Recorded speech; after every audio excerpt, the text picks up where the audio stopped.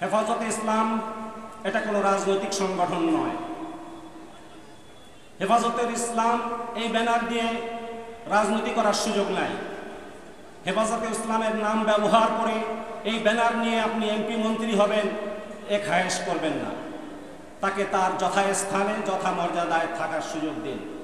যেভাবে তা গঠিত হয়েছে ঠিক সেভাবে তার মর্যাদা নিয়ে হেফাজতে ইসলাম সারা দেশে তৃণমূল পর্যন্ত গোটা জাতিকে ঐক্যবদ্ধ করে ইসলামের হেফাজতে, ঈমান আকিদার হেফাজতে, আল্লাহ এবং তার রসুলের উপর কোনো গোস্তাখি হলে তার মোকাবেলায় হেফাজতে ইসলাম ঐক্যবদ্ধভাবে ময়দানে আসবে।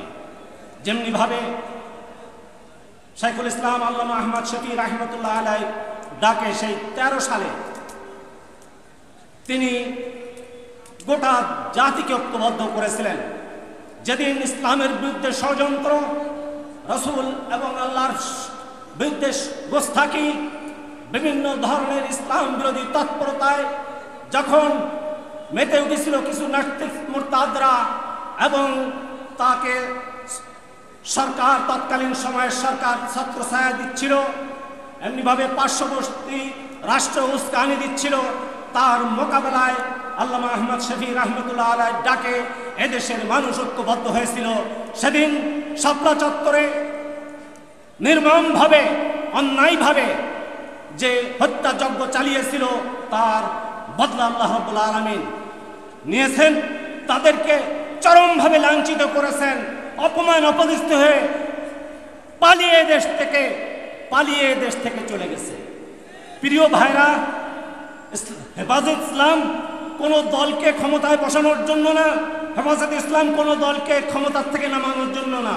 তবে হেফাজতে ইসলামের হুঁশিয়ারি যে কোন দল ক্ষমতায় গিয়ে যদি ইসলামের বিরুদ্ধে কোনো ষড়যন্ত্র করে, মুসলমানের বিরুদ্ধে ষড়যন্ত্র করে, আল্লাহ এবং তার রসুলের বিরুদ্ধে কোনো গোস্তাখি করে, এটা বরদাস্ত করবে না এবং তারা কোনো অবস্থাতেই ক্ষমতার মসনদে থাকতে পারবে না। হেফাজতে ইসলাম শাইখুল ইসলাম আল্লামা আহমদ শফি রাহমাতুল্লাহ আলাইহি গঠিত অরাজনৈতিক একটি সংগঠন,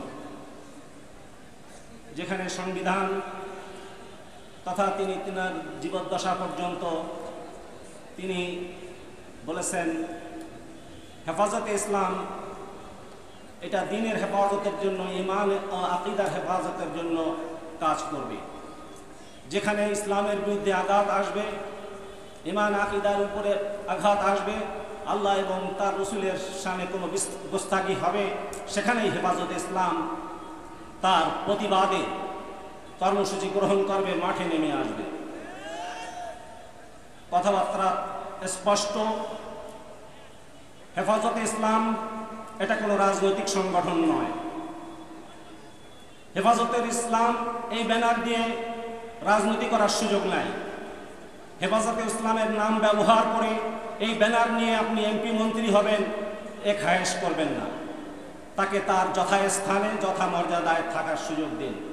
যেভাবে তা গঠিত হয়েছে ঠিক সেভাবে তার মর্যাদা নিয়ে হেফাজতে ইসলাম সারা দেশে তৃণমূল পর্যন্ত গোটা জাতিকে ঐক্যবদ্ধ করে ইসলামের হেফাজতে, ঈমান আকিদার হেফাজতে, আল্লাহ এবং তার রসুলের উপর কোনো গোস্তাখি হলে তার মোকাবেলায় হেফাজতে ইসলাম ঐক্যবদ্ধভাবে ময়দানে আসবে। যেমনিভাবে শাইখুল ইসলাম আল্লামা আহমদ শফি রাহমাতুল্লাহ আলাইহি ডাকে সেই 13 সালে তিনি গোটা জাতিকে ঐক্যবদ্ধ করেছিলেন। যেদিন ইসলামের বিরুদ্ধে ষড়যন্ত্র, রসুল এবং আল্লাহর বিরুদ্ধে গোস্তাখি, বিভিন্ন ধরনের ইসলাম বিরোধী তৎপরতায় যখন মেতে উঠেছিল কিছু নাস্তিক মুরতাদরা এবং তাকে সরকার তৎকালীন সময়ের সরকার ছত্রছায়া দিচ্ছিল, এমনিভাবে পার্শ্ববর্তী রাষ্ট্র উস্কানি দিচ্ছিল, তার মোকাবেলায় আল্লামা আহমদ শফি রাহমাতুল্লাহ আলাইহি ডাকে এদেশের মানুষ ঐক্যবদ্ধ হয়েছিল। সেদিন শাপলা চত্বরে নির্মমভাবে অন্যায়ভাবে যে হত্যাযজ্ঞ চালিয়েছিল তার বদলা আল্লাহ রাব্বুল আলামিন নিয়েছেন। তাদেরকে চরমভাবে লাঞ্ছিত করেছেন, অপমান অপদস্থ হয়ে পালিয়ে দেশ থেকে চলে গেছে। প্রিয় ভাইরা, হেফাজত ইসলাম কোনো দলকে ক্ষমতায় বসানোর জন্য না, হেফাজত ইসলাম কোনো দলকে ক্ষমতার থেকে নামানোর জন্য না। তবে হেফাজত ইসলামের হুঁশিয়ারি যে কোনো দল ক্ষমতায় গিয়ে যদি ইসলামের বিরুদ্ধে কোনো ষড়যন্ত্র করে, মুসলমানের বিরুদ্ধে ষড়যন্ত্র করে, আল্লাহ এবং তার রাসূলের বিরুদ্ধে কোনো গোস্তাখি করে, এটা বরদাস্ত করবে না এবং তারা কোনো অবস্থাতেই ক্ষমতার মসনদে থাকতে পারবে না।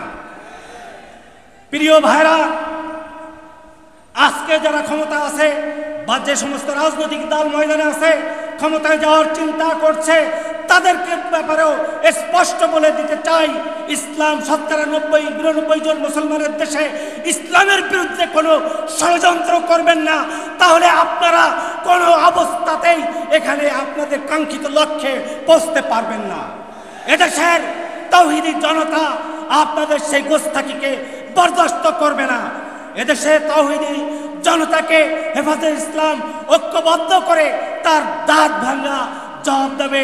আল্লাহ রাব্বুল আলামিন দেশ ও জাতিকে ইসলামের পক্ষে হেফাজতে ইসলামের ব্যানারে ঐক্যবদ্ধ হওয়ার তৌফিক দান করেন এবং ইসলাম বিরোধী সকল তৎপরতাকে বন্ধ করে এদেশে ইসলামী আখলাক, তাহজিব, তামাদ্দুন শিক্ষা প্রতিষ্ঠা করার তৌফিক দান করেন। ওয়া আখির দাওয়ানা আলহামদুলিল্লাহি রাব্বিল আলামিন।